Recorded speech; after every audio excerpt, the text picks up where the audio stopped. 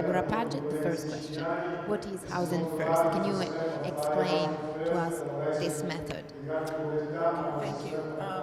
Housing First began in New York City in 1992 as an alternative to the existing system of housing services, which put people on a staircase where they had to earn their right to housing. Housing First gives immediate access to one's own home or apartment and provides services for those individuals. So it ends homelessness right away. And the research has shown consistently in the United States, in Canada, and in Europe that it works in the sense that people stay housed and their lives improve.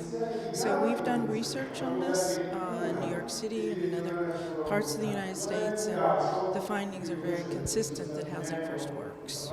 You're an expert, you have an international view. Which are the differences among countries? So the differences, particularly in Europe, is social housing, that in Housing First in the United States depends on private rental market, private landlords, whereas in Europe you work with social housing and more government authorities that run these projects. Also, we have more of a tradition of community-based treatment of persons with psychiatric disabilities that was brought into Housing First. So the goal is to provide the services in the home and not in the clinic or in the office. And I think that's been a big challenge for some people who adopt Housing First, is to find a way to get those services out into the community rather than expect people to come into the clinic. So, which are the advantages and disadvantages of this method, and do governments believe in it? Advantages. Well, I think the advantages have been shown by the research that people stay housed.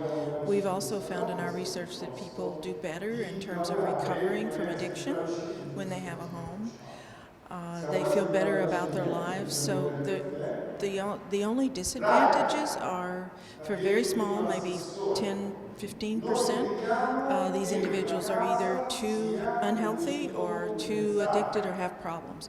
But for 85 or 90% of people, they benefit from it. I think the challenges in local governments is to change their way of thinking, to stop spending so much money on shelters when you could actually save money by spending on apartments and services. How can this method be spread? Through which channels?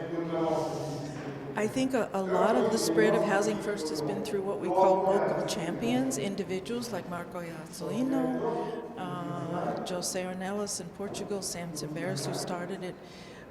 It often takes a local person who really is invested and believes in it, but at the end of the day, the governments and the providers have to change their way of doing things and be willing to give it a chance and believe the research or believe that the values are important, that individuals have a home, and things get better after that. Thank you. Thank you. Thank you.